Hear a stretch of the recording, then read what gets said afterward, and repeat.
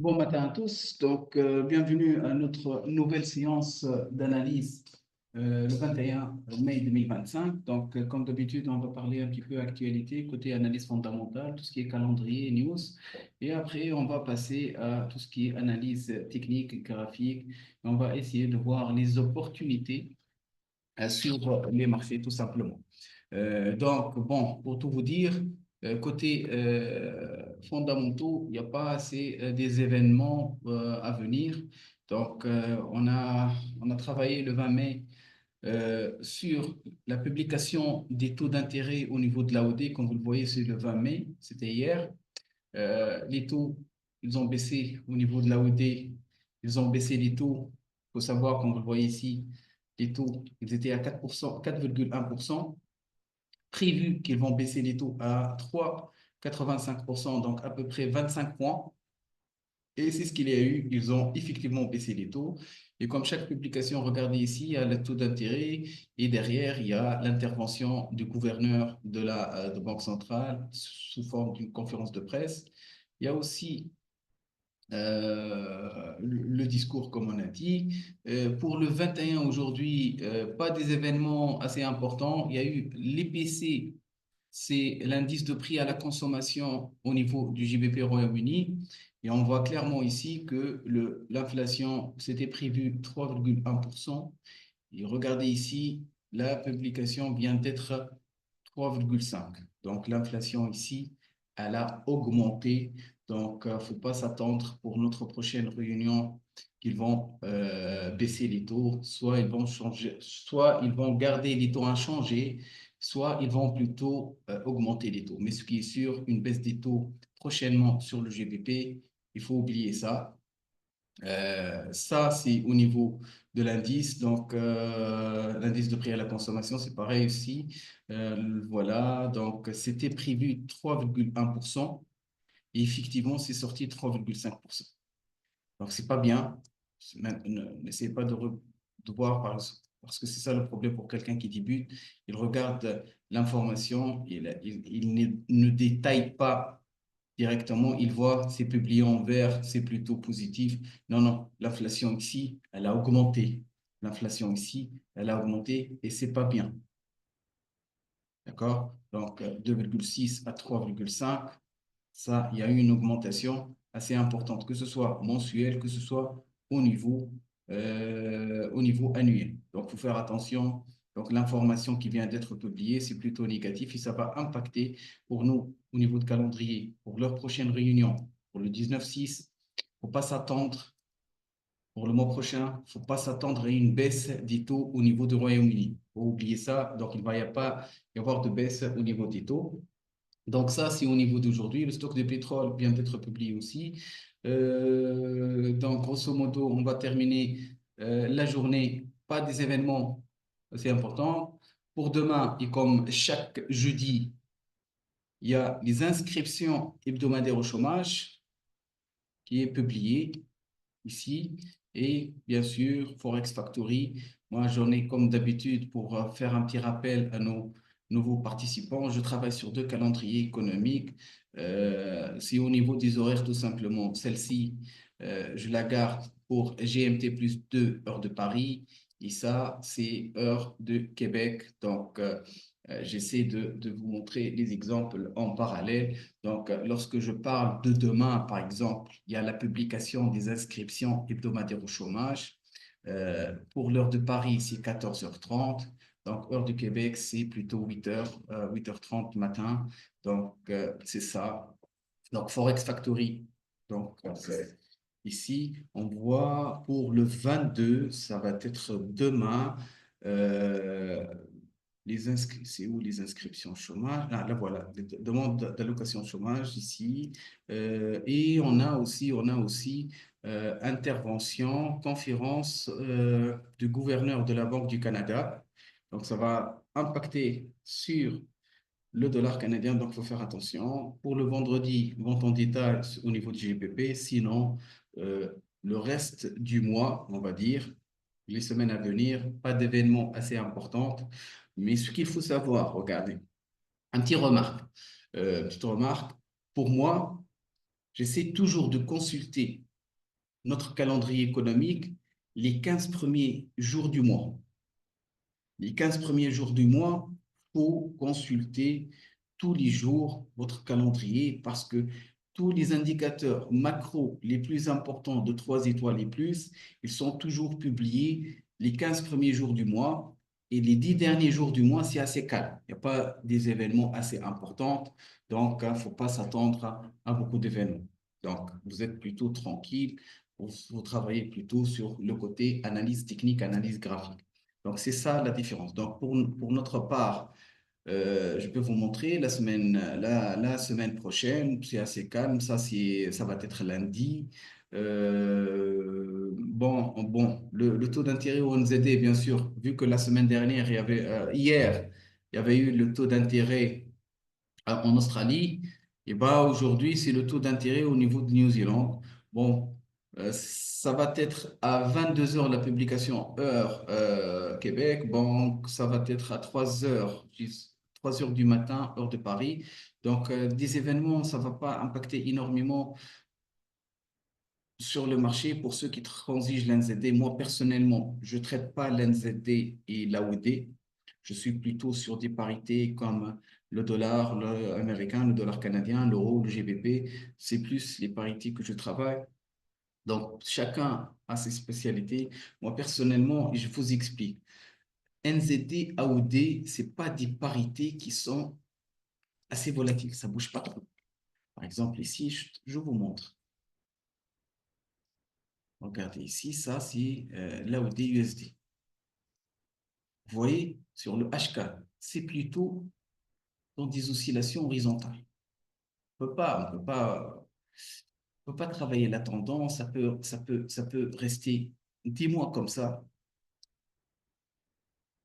Donc, ça ne nous permet pas de faire mieux des analyses. Et en plus de ça, moi, j'aime pas des opportunités parce que si, par exemple, tu as pris une mauvaise décision ici, tu as pris une mauvaise décision, tu as lancé un ordre de vente, on va dire. Écoute, le marché il va monter avec quelqu'un qui va pas mettre de stop du mois d'avril jusqu'au là maintenant, presque plus d'un mois, et vous êtes bloqué avec cette position. Tu ne sais pas quoi faire. Parfois, soit il faut limiter, donc ça oscille énormément à l'horizontale. L'AOD, le CHF aussi. Le CHF, c'est une parité qui oscille trop à l'horizontale. Par exemple, l'USD CHF, attends, je vous montre. USD CHF. Il est où l'USD CHF? USD CHF, pourquoi je ne la vois pas?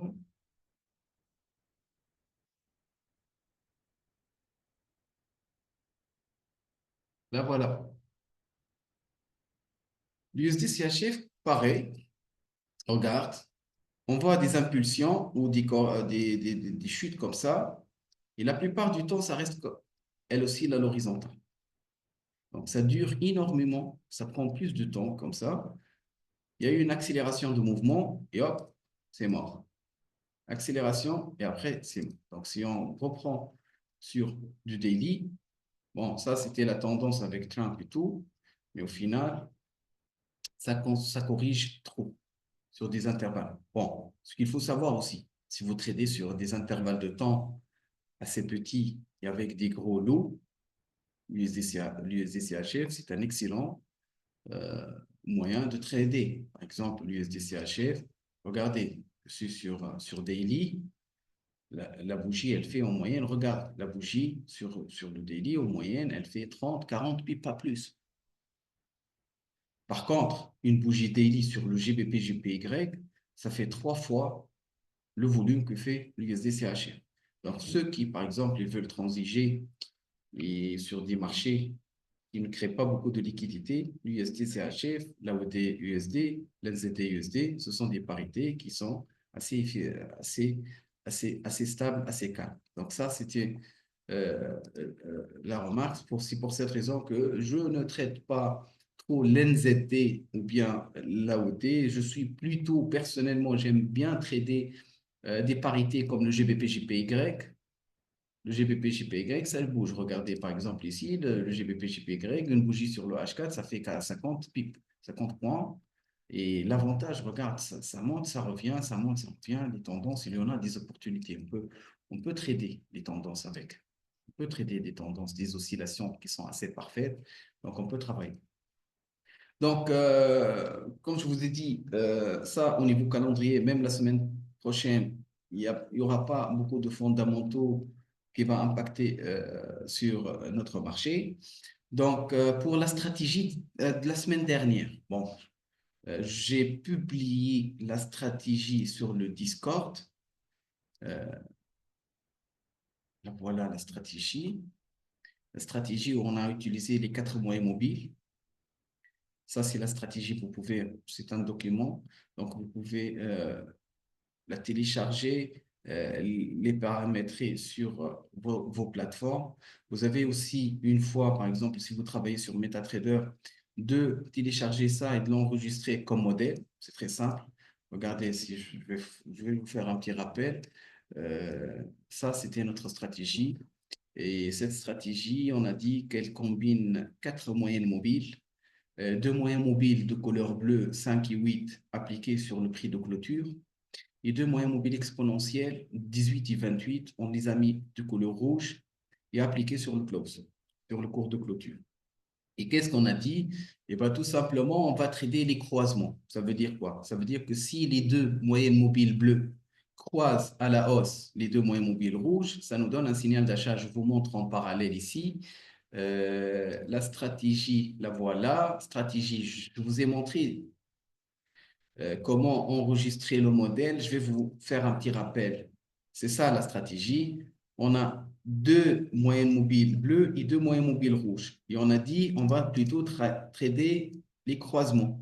Ça, on appelle ça un croisement. Ça veut dire quoi? Ça veut dire que les 2 moyennes mobiles en bleu, lorsqu'ils viennent de croiser à la hausse les 2 moyennes mobiles en rouge, lorsqu'ils ont passé au-dessus, on va plutôt jouer l'achat. Ici, on va plutôt travailler la baisse, ça dépend. Donc, avec cette stratégie, ça nous permet d'affiner notre entrée et d'attendre. Et ben, ce modèle-là, pour que je ne à chaque fois, je ne vais pas les ajouter manuellement, ces indicateurs, ces moyens mobiles et les paramétrer. Donc, une fois je les mets en place, je viens ici sur modèle et je clique sur enregistrer. Je tape le nom de la stratégie, par exemple, strat 4mm time frame H4, H1, je m'excuse. Et hop, et je clique sur enregistrer. C'est bon, là, la stratégie est enregistrée. Lorsque je vais essayer d'ouvrir une autre parité, je viens sur modèle ici et je vais chercher la stratégie que je viens d'enregistrer. Donc, ça, c'est pour notre stratégie. Bon, avant de passer à des nouveaux analyses, on va faire un petit retour sur les analyses qu'on a fait la semaine dernière. Donc, on va aller sur le Discord. Donc, on commence avec ça, c'est le dollar américain, dollar USD CAD. L'USD CAD sur un intervalle de temps H1, sur un intervalle de temps H1. La semaine dernière, on a détecté une figure de retournement de la tendance. Ça, c'était pour moi un double top. Un double top, c'est une figure de retournement. Elle est caractérisée par 2 sommets qui vont se succéder, témoignant ici d'une très forte résistance. Ceci est marqué par quoi? Par une volonté de retournement. On voit clairement que le marché il a commencé à baisser. Et effectivement, il est cherché à la baisse. Après, je viens de tracer cette ligne de coup et on a essayé ici de retenter une vente. Bon, lorsqu'on a eu cette séance, j'ai dit, écoute, tant qu'on est au-dessus de cette ligne de coup, il ne faut pas prendre de décision. D'accord? Il vaut mieux attendre que le marché, il revient vers cette zone-là pour qu'on puisse prendre une décision. Et c'est ça, parce que j'ai eu des retours de la part de nos participants. Il y en a qui ont pris une décision directement dès que j'ai partagé cette idée. Non, écoute, de préférence, j'en ai tracé cette ligne et dès que le marché il revient vers cette zone, c'est à ce moment-là qu'on doit prendre une décision. Tant qu'il est au-dessus, il faut faire attention et regarder, c'est ça ce qu'il y a eu. On va aller sur l'USDCAD, USDCAD, voilà. Là, voilà, c'est notre analyse. Là, voilà notre analyse. Nous étions là, nous étions ici, donc avec cette bougie. Et on a dit, il faut attendre que le marché, il revient tester cette zone et prendre une décision. Donc, il y en a eu qui n'ont pas attendu le signal. Donc, il a pris une décision, malheureusement, de vente ici. Et qu'est-ce qu'on voit ici? Hop, hop, hop, hop. Le marché, il a tapé son stop. Par contre, dès qu'il est revenu, et dès qu'il a revenu, il a baissé, il a dépassé cette zone, c'est là que le marché il a commencé à baisser. Et regardez, bon, ça a pris un petit peu, bon, ça n'a pas tapé mon stop, mais regardez ici, je suis sur un intervalle de temps H1. Ça veut dire que si tu prends une décision, on va dire, de vente ici, c'était le 25, on va dire, le 25 quoi? Attends, le, le 16 mai, elle a clôturé le 25, voilà, le 25. En une semaine, on va dire combien de pips ici? 50 pips. Personnellement, regarde, je ne vais pas garder une position, je vais pas garder une position 5 jours pour 30, 40 ou 50 points. Même si le marché, regarde, au final, il a continué sa baisse, notre analyse, elle était correcte, etc. Mais en contrepartie, regarde, tu ne vas pas chercher 50 points pour 5 jours ou 6 jours, c'est trop, c'est trop. Donc, la position ici, il y en a malheureusement qui ont tapé leur stop. Donc, ça, c'était pour l'USDCAD. Donc, il faut toujours attendre le signal, c'est très important. Il faut attendre le signal. Parce que notre scénario, notre plan de trading, c'était prendre une décision si le marché il franchit à la baisse cette zone. S'il ne l'a pas fait, ça veut dire que notre scénario n'est pas valide. Pareil aussi pour le gold, l'or. L'or, la semaine dernière, sur un intervalle de temps daily, on a analysé l'or, on a identifié un double top, une figure de retournement. Le marché il a commencé ici, il y a eu une belle bougie rouge. À partir de cette bougie, le marché il respecte cette zone. On a utilisé FIBO. Comment on l'a pris? On a pris en considération cette tendance haussière. On a pris ce point-là, le point le plus bas de la tendance. On l'a relié avec le point le plus haut. Automatiquement, ces niveaux sont affichés automatiques. Donc, on a vu que le marché, il a franchi le niveau 23 à la baisse. On a attendu la clôture de la bougie. On a visé le niveau 38.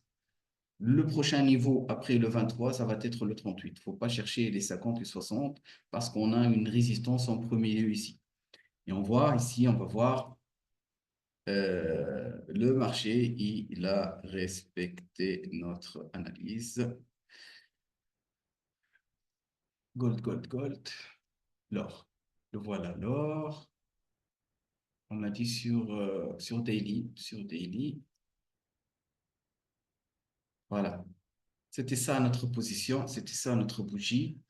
Et on a visé le niveau 38 et le marché, finalement, il est allé chercher ce niveau-là.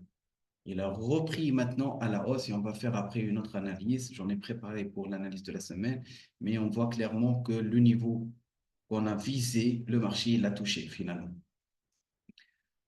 Ça pour l'or. L'euro-dollar. L'euro-dollar ici, on a visé une baisse à partir d'ici. On a visé cette zone un petit peu en haut. Pareil aussi, l'euro, il a baissé. Maintenant, il a repris cette semaine, il a repris à la hausse. Il a repris à la hausse sur un intervalle de temps H1, sur un intervalle de temps H1. Voilà. On a pris une décision de vente. Attends, je vais vous rappeler ici. On a pris une décision de vente à partir de cette zone jaune pour viser la baisse ici. Et effectivement, regardez cette zone. On a joué la baisse ici. On a visé les marchés à la baisse, effectivement, il y a eu la baisse attendue. Donc, j'en ai effacé le TP et stop. Pourquoi? Parce que pour faire nos nouveaux analyses, tout simplement. Donc, ça, c'était pour les positions de la semaine dernière. Donc, on va commencer nos analyses. On va essayer de voir une nouvelle stratégie. Euh, on va voir une stratégie aujourd'hui sur 30 minutes parce que j'essaie de travailler sur différents intervalles de temps. C'était quelques suggestions de la part de nos participants parce que je travaille plus de temps sur des time frames H4, sur des time frames daily. Pourquoi? Parce que nos séances, ce sont des séances une fois par semaine. Donc, j'aimerais bien faire une analyse euh, mercredi, par exemple, et voir après 5 jours, 6 jours, comment ça réagit les marchés. Donc, en parallèle, pour ceux qui veulent faire du scalping, on va essayer aussi d'avoir quelques stratégies pour faire du scalping, de travailler sur des intervalles de temps assez réduits. Moi, personnellement, écoute, Forex sur des intervalles de temps 1 minute, personnellement, il vaut mieux éviter. Ça, c'est un petit conseil de ma part. Ne tradez pas sur des intervalles de temps 1 minute, 2, etc. Au minimum, 15 minutes, 5 au max. Il ne faut pas chercher une... Il faut oublier 15 minutes au moins, 30 minutes. Donc ça, c'est le petit conseil que je vous donne. Parce que regarde, lorsque vous mettez sur 1 minute, écoute, la bougie, c'est assez rapide. Donc c'est trop stressant. 15 minutes, 30 minutes, ça va. Pour quelqu'un qui veut faire du scalping, du trader sur le court terme, il ouvre une position sur 1 heure, 2 heures, 3 heures comme objectif. C'est faisable, c'est pas trop stressant. Ça va. Donc, euh, on va commencer nos analyses. Donc, on va commencer avec la crypto-monnaie. On a fait une analyse et le BTC. Pourquoi je veux commencer avec le BTC? Parce que comme vous le voyez, aujourd'hui, le Bitcoin, il est à un niveau historique. Vous voyez ici le prix, il est à 108 450 dollars. Même si, attends, je vais zoomer pour vous montrer, même si il y a, on va dire, le 20 janvier, il est allé chercher ces niveaux de prix, mais au final, il a clôturé en dessous. Attends, pour vous montrer. Vous voyez cette bougie? Cette bougie, le marché, à un certain moment, il est monté, il est allé chercher à peu près les 109 dollars, 109 000. Et au final, il l'a clôturé au-dessous. Ça veut dire qu'au final, cette bougie, il a atteint un niveau historique, mais elle a clôturé à 102 dollars. Le lendemain, il a clôturé à 106, mais il n'a jamais clôturé à des prix à ce niveau-là.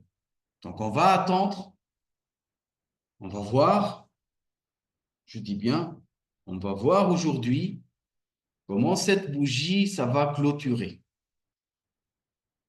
Parce que je peux vous assurer une chose, c'est cette bougie, elle clôture sur les 108 000, comme vous le voyez ici, on va chercher les 110 et les 115 000. J'aime pas faire des anticipations comme ça parce que je fais de l'analyse technique. Et pour moi, l'analyse technique, on se base beaucoup sur l'historique. Et là, historiquement, j'en ai que le 109, 500, 110 avec la mèche qu'on peut chercher. Plus que ça, je ne peux pas vous dire.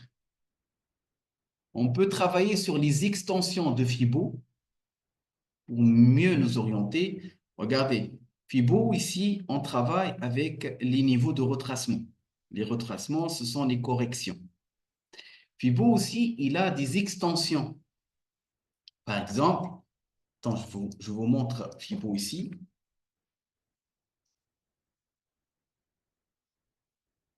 Vous voyez, la plupart du temps, lorsqu'on utilise Fibo, si on prend par exemple une impulsion, on prend Fibo ici, on relie ici le point le plus haut, le point le plus bas, et notre but, c'est de travailler les retracements, les consolidations, les corrections. Et j'essaie, par exemple, ici, de prendre des décisions selon, par exemple, il va revenir ici, tester, hop, comme ça. C'est comme ça qu'on traite pour jouer après la hausse. C'est ça ce qu'on utilise. On utilise le retracement de Fibon. Mais ce qu'il faut savoir, qu'il y en a aussi des extensions de Fibon. Ça veut dire quoi, les extensions de Fibon? Par exemple, ici, où est-ce qu'il peut aller s'il monte? Donc, qu'est-ce qu'on va faire? On va plutôt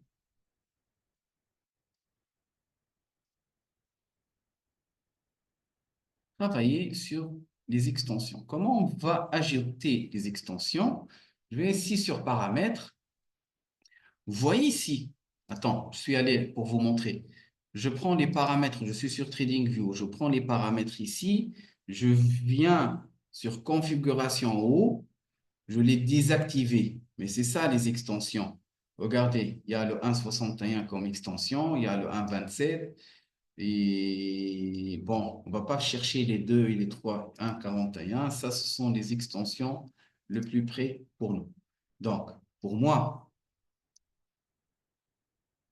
on peut viser les 1,61 comme objectif. Ça veut dire quoi? Ça veut dire que, par exemple, si je prends cette dernière impulsion,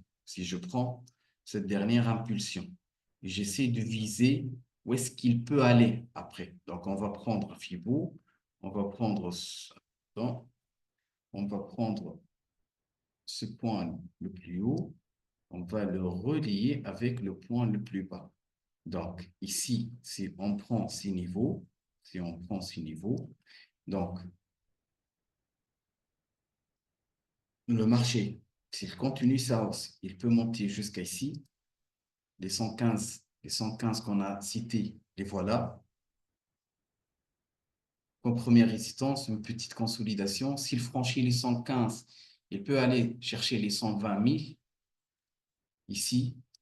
Et il peut aller jusqu'à 125 000, 126 000 en se basant sur les extensions de Fibo. Plus que ça, je ne peux pas prédire plus que ça. Bien sûr, comme on a dit, on attend déjà, regarde, déjà, lorsque j'ai commencé l'analyse, c'était à 108, 400. Là, maintenant, il y a 400 dollars de plus. Donc, d'ici la fin de la journée, on va attendre la clôture de la bougie daily. Si le cours, il clôture, comme on a dit, au-dessus de ce niveau, il y aura une hausse.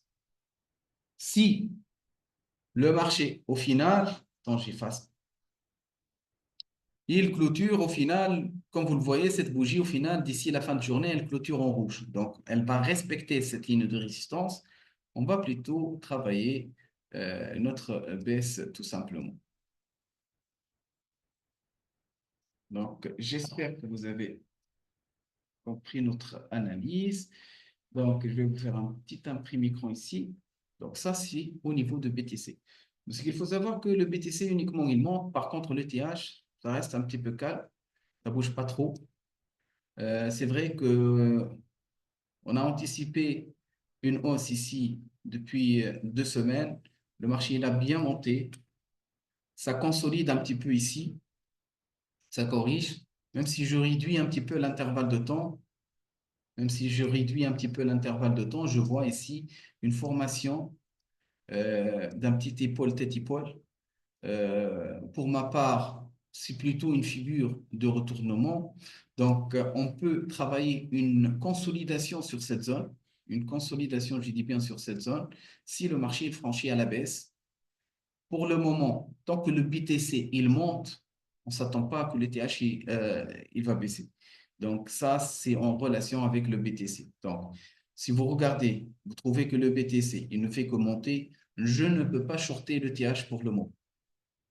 Soit on va viser la hausse avec, ou bien on attend. Donc, pour moi, le TH, j'en ai un niveau. Je peux prendre ma décision vu que le BTC il monte. Donc, je suis plutôt orienté achat ici. Je peux mettre un TP ici et mon stop, j'aurai un stop assez significatif avec un ratio qui respecte. Ici, je peux prendre une décision d'achat ici. Bien sûr, j'en ai mis une zone d'invalidation parce que si le marché il vient à franchir cette zone, ça va invalider ma prise de position et je vais m'orienter plutôt à l'avant. Donc, faut pas tenir une position ou rester focus sur un seul scénario. Moi, j'en ai deux scénarios. Nous sommes toujours confrontés à deux scénarios. Si on anticipe la hausse, on achète. Si on anticipe la baisse, on vend. On vend. Donc, selon la situation. Moi, j'en ai ce niveau-là.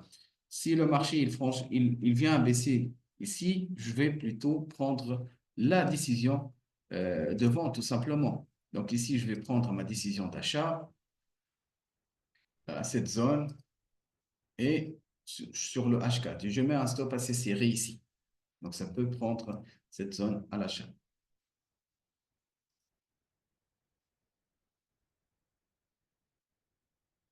Donc, on en a terminé avec les deux cryptos.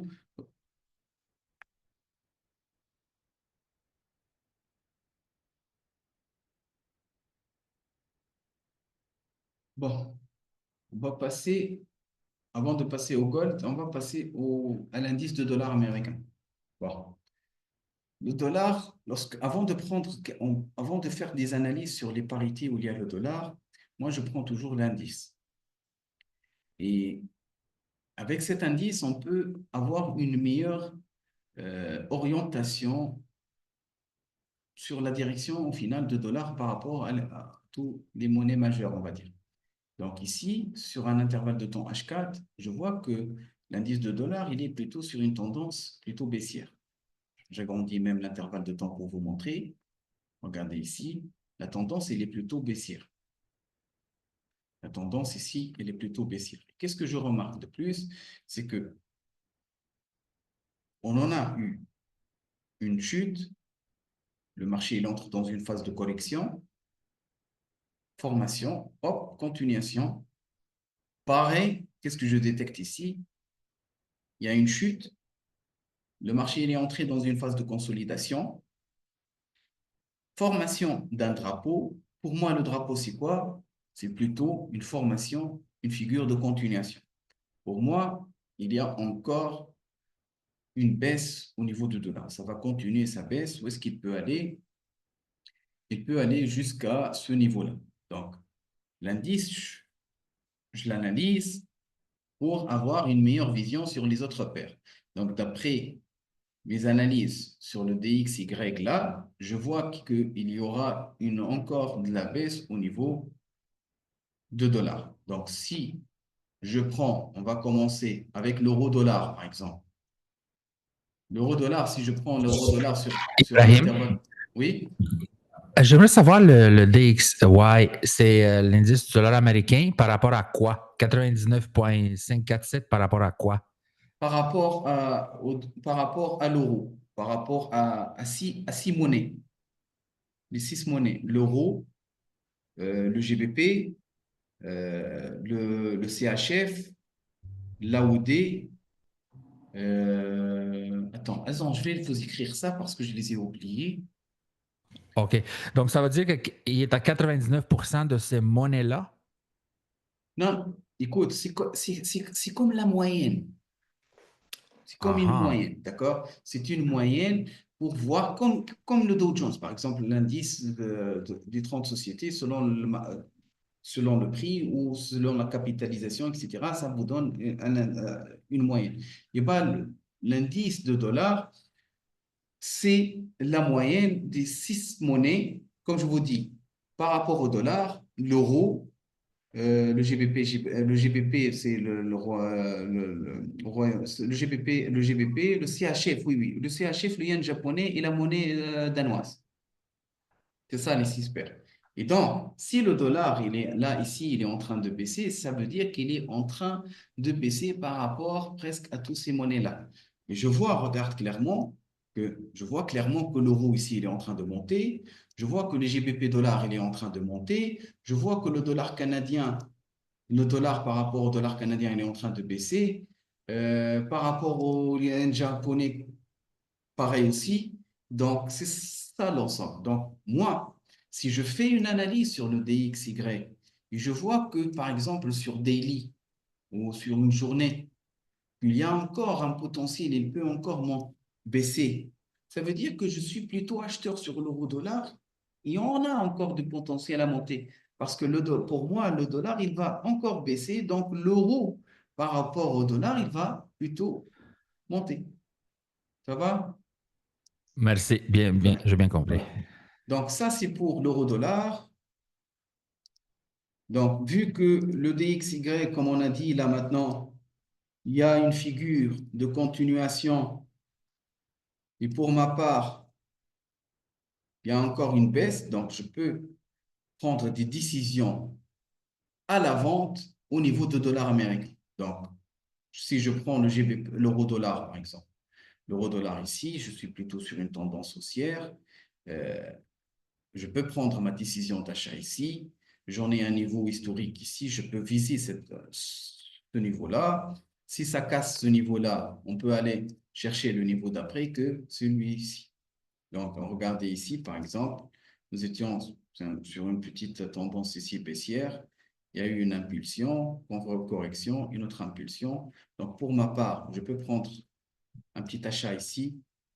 On peut viser comme premier objectif cette zone. On peut aller jusqu'à ce niveau si vous le voulez, sur des time frame H4. Mais même si je mets mon TP ici, il ne faut pas négliger cette zone parce que pour ma part, c'est une zone assez importante que le marché il a respectée. Pourquoi ça devient une zone forte? Parce que même si le marché regarde à un certain moment, cette zone, le marché il l'a testé une fois, il l'a testé une deuxième fois, il l'a testé une troisième fois.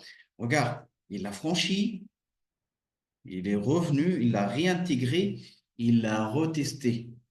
Donc, ça confirme que le marché, il voit cette zone. Donc, je ne peux pas ici, moi, mettre mon TP ici. Je ne peux pas la négliger. Donc, je la prends en considération. Je mets un TP, même si je mets mon TP ici, je dois observer cette zone. Je dois voir le marché, comment il réagit avec cette zone-là. Ou bien, si vous voulez simplifier les choses, écoute, j'en ai un TP ici. Si j'arrive à avoir, parce qu'ici, si je prends une décision d'achat, j'ai un TP à 100 points à peu près. C'est assez bien. 100 points. Il ne faut pas oublier de mettre un stop avec un ratio minimum de 1. Donc, mon stop, ça doit être fixé ici. Ça, c'est un excellent TP. Je prends ma décision d'achat ici, je mets un TP ici, je mets un stop ici, et hop, au final, j'en ai des niveaux assez clairs sur l'euro-dollar. Donc, l'euro, je peux viser une hausse à partir d'ici. Bien sûr, comme on a dit, pourquoi je vise des achats sur l'euro, des achats par rapport au dollar, des achats sur le GBP par rapport au dollar, parce que l'indice de dollar, pour moi, ça a formé une figure de continuation et d'après mes analyses, il y a encore de la continuité à baisser tout simplement.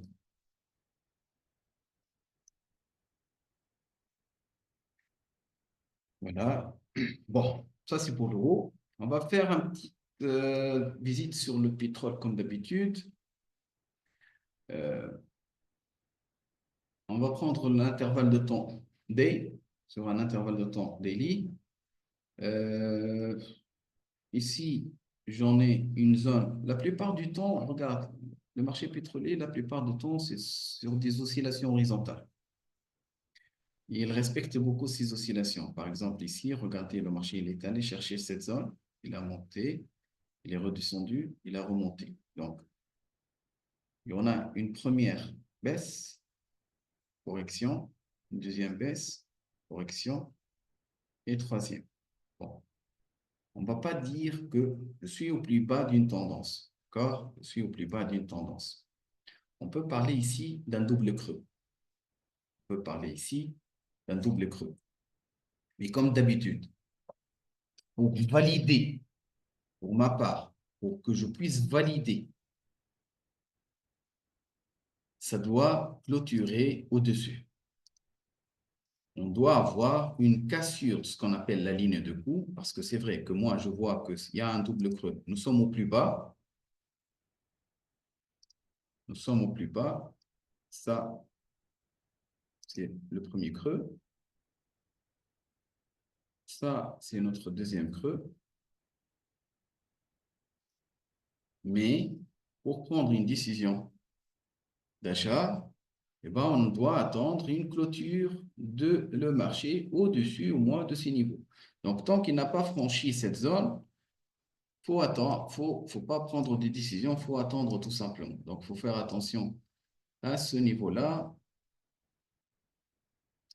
tout simplement. Donc, pour moi, pour le moment, il ne faut pas acheter. Ça peut aller chercher aussi, faut faire attention, ça peut aller chercher un triple top, un triple creux.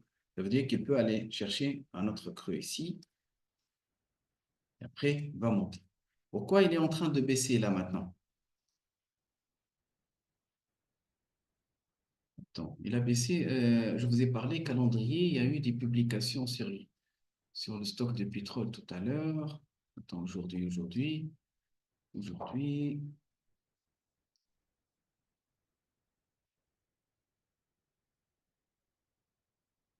c'est le 21. Quoi?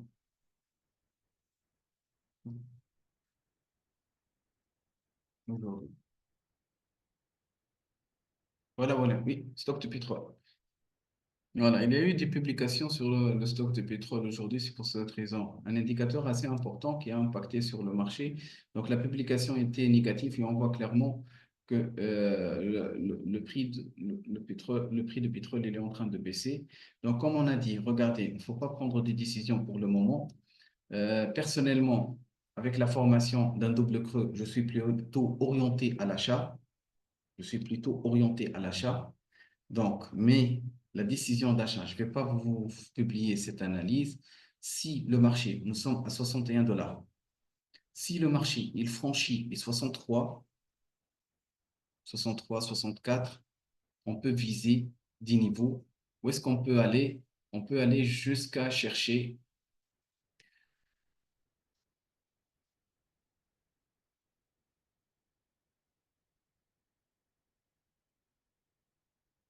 on peut viser les 70%, on peut viser les 68%, à peu près en termes de pourcentage, s'il y aura une cassure ici, on peut chercher les 6%. À peu près 400 points. Et on peut viser le 8%, c'est 500 points. Ça, c'est 50% de notre double creux.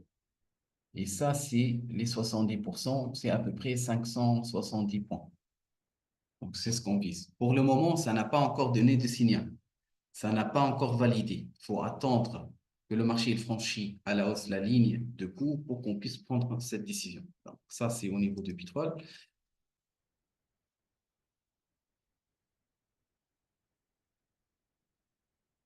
Il faut savoir qu'on a deux cotations. Il y a le WTI, il y a UK Brent. On a deux cotations au niveau du pétrole. Donc, ça dépend ce que vous voulez trader. Il y a une différence de prix, il y a une différence de prix sur ces deux-là. Bon, personnellement, moi, je ne les traite pas beaucoup, sauf si pour faire du swing, par exemple, la semaine, si je me rappelle bien, on a analysé ça le avril, oui, c'est ça. Il y a plus d'un mois à peu près. Il est allé chercher voilà, 55 dollars. Euh, je me rappelle, j'en ai pris une décision. J'en ai pris un achat ici. Mais pas plus, mais je ne le regarde pas beaucoup ou tous les jours. C'est plutôt pour des intervalles de temps. Je garde toujours sur daily et je vise des positions avec des ratios assez importants. Par contre, le gold, je trade le gold. Le gold, on peut le trader même sur des 30 minutes. On peut le trader. C'est assez volatile. Ça bouge énormément. Ben, écoute, ça bouge énormément. Euh, Ça peut faire des dégâts aussi. Donc, c'est très important. Mais le gold, moi, ça respecte énormément les analyses. Et je vais vous montrer. Regardez. Le gold, par exemple, ici, j'en ai fait une analyse. Je vous montre. Nous étions sur une tendance baissière. Regardez ici, il est clair la tendance, une tendance baissière, caractérisée des sommets de plus en plus bas, des creux de plus en plus bas. C'est assez clair, cette figure. Il y a eu une cassure, il y a eu un petit pullback. Donc, à partir d'ici, les deux derniers creux, ils sont de plus en plus hauts. Donc, tu vas viser à prendre une décision d'achat. Qu'est-ce qu'on voit de plus? Après, il y a eu une formation d'un triangle, figure de continuation. Ça nous indique quoi? La continuité. Donc, il y en a énormément d'ici nous. C'est ça qui va vous permettre de prendre des décisions. Le gold, pourquoi il est trop tradé? Parce qu'on peut dénicher des opportunités avec ce qu'on en a appris. On peut voir clairement, il y a des oscillations, il y a des figures qui se forment. Donc, ça aide énormément au niveau des prises de décision. Donc, ici, il y a eu un triangle, continuation. Maintenant, qu'est-ce que je vois? Je vois pareil. Vous voyez ici, sur 30 minutes, n'oubliez pas, sur un intervalle de 30 minutes, il y a eu cette impulsion. Le marché, il a consolidé. Ici, je vois la formation d'un épaule-tête-épaule. Il y a la cassure de la ligne de coup. Il y a un petit pullback ici. Cette bougie qui est en train de se former là maintenant, elle est en train d'invalider notre scénario parce que là, j'essaie de vous donner un signal à la baisse pour viser la baisse. Mais tant que cette bougie, elle clôture comme ça, il faut oublier de vendre. Donc, il faut attendre. Si le marché il revient à dépasser cette ligne de coup, on peut viser la baisse. Tant qu'il ne l'a pas dépassé, sincèrement, on peut pas viser une baisse. Ça, en se basant sur la structure qu'on est en train de travailler. La structure que je vois, c'est un épaule-tête-épaule, figure de retournement, la cassure de la ligne de coup, etc. Mais cette bougie que vous voyez, cette bougie en rouge que vous voyez, le marché, réellement, il l'a invalidé tout de suite. Donc, pour ma part, il faut oublier de vendre. Sauf clôture. J'en ai 15 minutes ou 13. J'en ai 13 minutes pour le moment parce que vous voyez cette bougie en vert. Dans 13 minutes, ça peut partir dans le rouge comme celle-là, comme cette bougie. Cette bougie, à un certain moment, elle était en vert. Et au final, elle est clôturée en rouge. Donc, d'ici les quelques minutes qui restent de cette bougie, on espère que le marché il clôture au-dessus pour valider notre scénario de baisse. Si ce n'est pas le cas, cette zone, cette anticipation qu'on prévoit, ça vient d'être invalidé. Donc, c'est ça ce qu'on peut prendre. Donc, je vais lancer un ordre une analyse ici pour viser, comme je vous dis, cette zone-là. Bon, sauf si ça clôture, comme on a dit, il faut faire attention.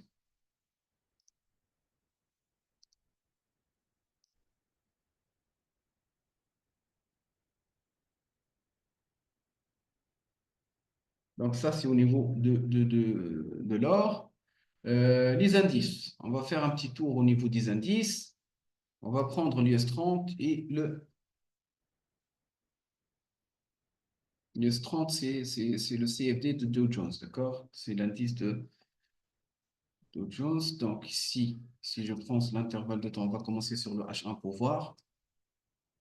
Donc, sur le H1, personnellement, j'en ai vu une figure.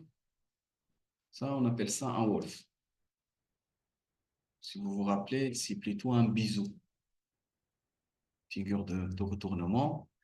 Des sommets qui sont presque au même niveau ici.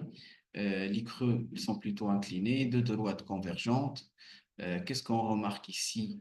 Il y a eu une fausse cassure, ce qu'on appelle un spring, et le marché, il a réintégré, il a cassé. Et on a ceux qui vont prendre des décisions à partir de cette zone, et on a ceux qui vont prendre des décisions ici.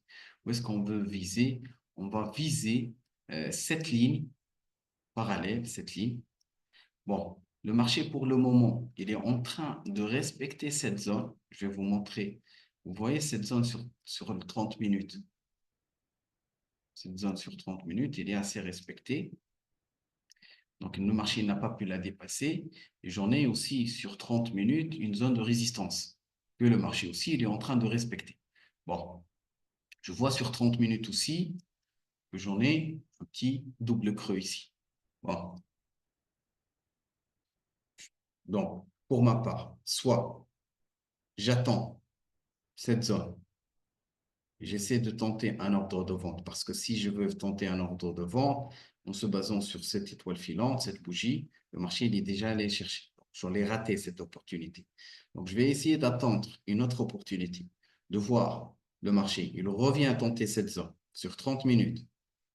S'il respecte cette zone, il n'arrive pas à la dépasser, je peux chercher la baisse. Si le marché, il vient à franchir dans 1 heure, dans 30 minutes, dans 1h30, ça dépend, 2 à 3 bougies, parce que je suis sur un intervalle de temps 30 minutes. Si j'attends 2, 3 bougies à la hausse et ça se clôture au-dessus, je peux chercher, je peux avoir mes quelques pips. Pourquoi? Parce que, regardez, les indices comme le US 30, c'est assez volatile, ça bouge beaucoup. Regarde ici, il y en a une oscillation horizontale d'à peu près 150 points. Donc, si tu trouves un bon signal, tu peux dénicher tes 30 pips en 31 heures, tu peux les avoir facilement. Donc, mais ce qu'il faut savoir, c'est attendre le signal, c'est très important. Il faut attendre le signal pour ne pas regretter après. Donc, toi, tu attends la cassure ici. Soit il respecte cette zone et on peut chercher une vente, soit il respecte, il casse, il franchit cette zone et on va chercher un achat. Donc, pour le moment, il n'y a rien, il y a rien à prendre, on attend. Le Nasdaq, il a pris une excellente montée aujourd'hui. Oh, il a débuté, regardez, il était à 200 points. Il y a à peu près 220 points de hausse, comme vous le voyez ici. Donc, bon, on a raté cette entrée. Donc, on ne peut pas prendre de décision sur le Nasdaq. Bon, sur 30 minutes.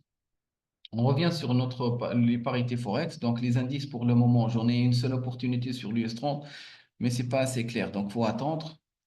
Comme on a dit, sur 30 minutes, il faut attendre le signal. Donc, l'euro-dollar. Donc, l'euro-dollar, on a fait une autre analyse pour chercher la hausse. L'euro AOD, c'est plutôt une oscillation horizontale.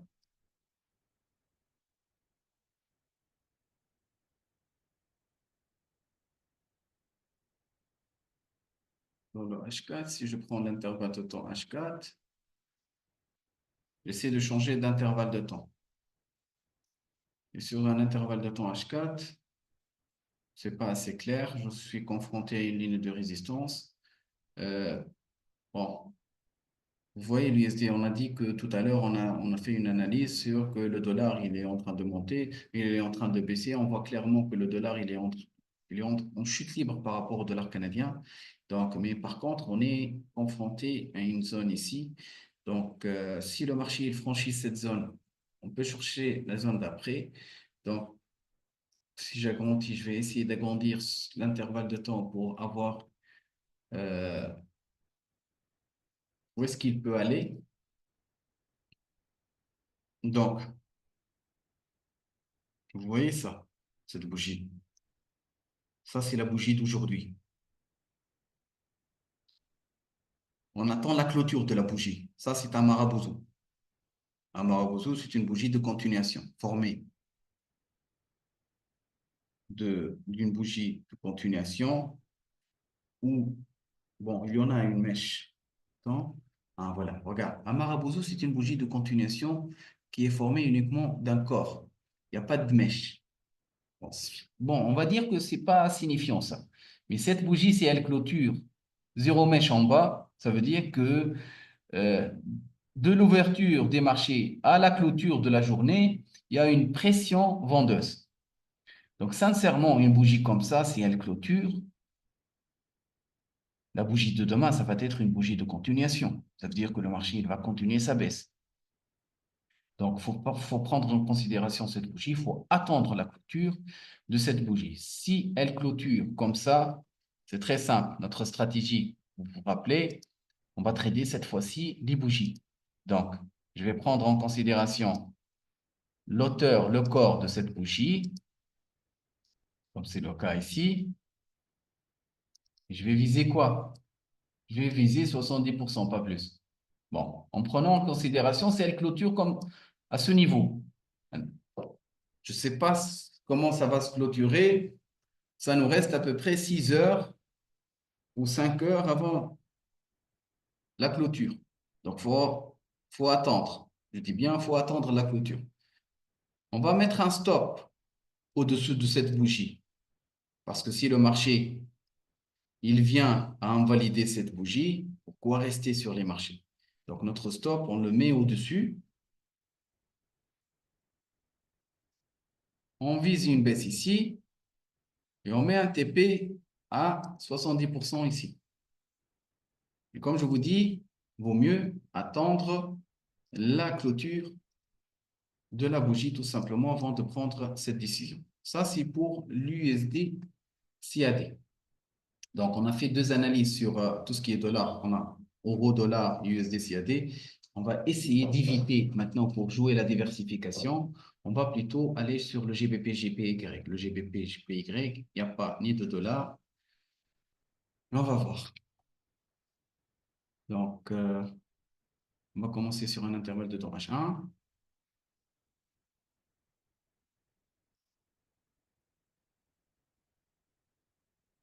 Donc, ici, donc ici, qu'est-ce qu'on voit? Nous sommes plutôt sur une tendance plutôt baissière. J'en ai pris en considération la tendance d'avant haussière et on a travaillé sur la baisse. Et qu'est-ce que j'ai pris? J'ai pris le point le plus bas, le point le plus haut. Comme d'habitude, ça, ce sont les niveaux de retracement. Donc ici, je vois la formation de ce qu'on appelle un triangle. Le marché, il est en train de respecter cette zone. Si j'agrandis un petit peu, il est en train de respecter cette zone. Donc, je suis plutôt, vu que la tendance, elle est plutôt baissière. Donc, je favorise une vente. Il y a une formation d'un triangle, une figure de continuation. Je favorise la vente. Donc, je peux, si ça clôture cette bougie, on peut viser cette zone-là. Et notre objectif, ça va être, donc on est sur cette zone. D'accord? Si vous voulez avoir une meilleure entrée, attendez que le marché, il dépasse ici. S'il franchit à la baisse cette zone, on peut entrer et prendre ce niveau. En termes de pips, regarde, si je prends une décision ici, je peux avoir 60 pips à peu près. Mais par contre, si j'attends, j'aurai une meilleure confirmation. Je vais plutôt viser maximum. Le maximum, c'est à peu près 30 à 40 pips. Mais 30 à 40 pips sur un intervalle de temps H1, c'est atteignable en 2-3 bougies, c'est plutôt atteignable. Donc ça, c'est au niveau du GBP. Donc, on peut viser une petite baisse ici. À partir de cette zone, un stop comme d'habitude ici et un TP à ce niveau, pas plus.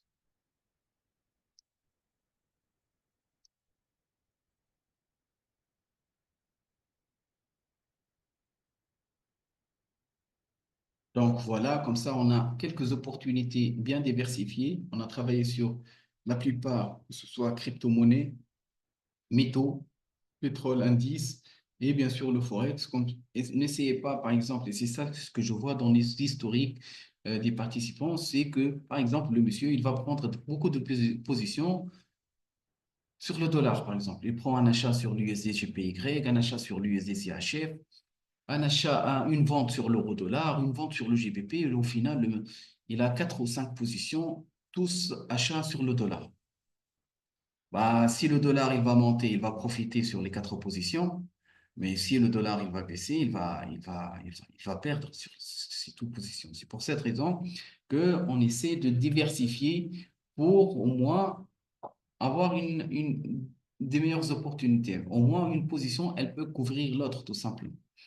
Donc, voilà pour notre séance. Merci beaucoup pour votre présence et on se retrouve la semaine prochaine. Allez, bye bye.